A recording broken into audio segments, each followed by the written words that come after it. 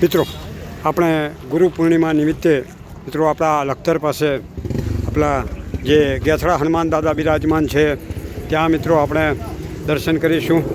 મિત્રો આજે ગુરુ પૂર્ણિમા છે એ નિમિત્તે અહીંયા આ ભક્તજનો અહીંયા આપણા ગેથડા હનુમાન દાદાના દર્શન કરવા માટે આવ્યા છે અને અહીંયા એ ગેથડા હનુમાન દાદાનો જે પ્રસાદ હોય એ પ્રસાદ પણ લેવા માટે આવ્યા છે.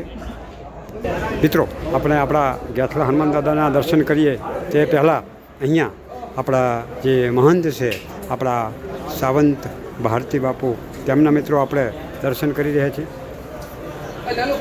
અહીંયા આ ગુરુ પૂર્ણિમા નિમિત્તે અહીંયા ગુરુ પૂજનનો કાર્યક્રમ પણ હતો મિત્રો. અને અત્યારે હાલ પણ જે પણ ભક્તજનો આવી રહ્યા છે એ આપણા અહીંયા જે ગુરુ મહારાજ છે તેમનું મિત્રો પૂજન કરી રહ્યા છે.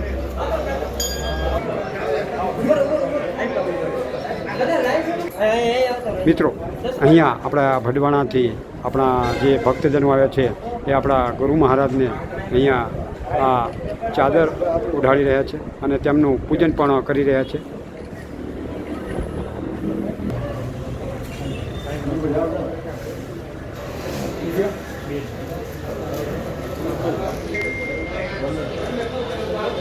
હવે આપણે આપણા ગેથડા હનુમાન દાદાના દર્શન કરીએ તે પહેલાં મિત્રો આપણા ગેથડા હનુમાન દાદાની આજે ધજા ફરકી રહી છે એ ધજાના મિત્રો આપણે સૌપ્રથમ દર્શન કરી રહ્યા છીએ અને હવે આપણે આપણા ગેથડા હનુમાન દાદાના દર્શન કરીશું.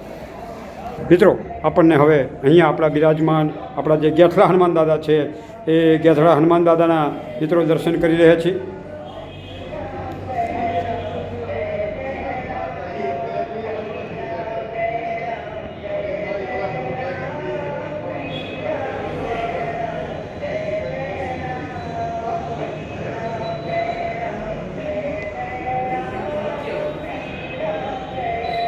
સાથે સાથે આપણી જે અખંડ જ્યોત ચાલુ છે આપણા ગેથડા હનુમાન દાદાની એ અખંડ જ્યોતના પણ મિત્રો આપણે દર્શન કરી રહ્યા છીએ.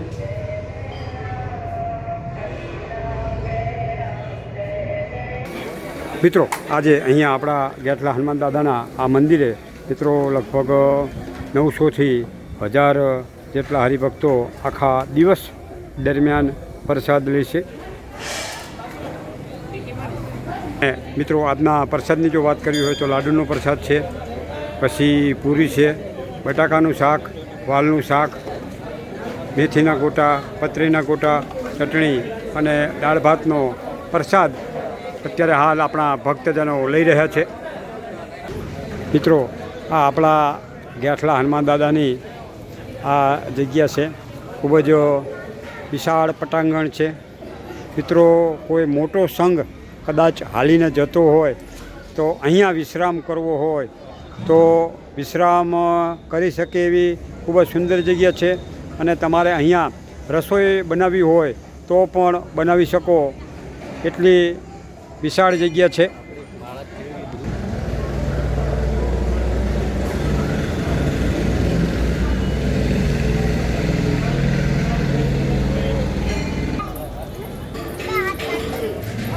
તો બોલો ગેથડા હનુમાનજી મહારાજ કી જય.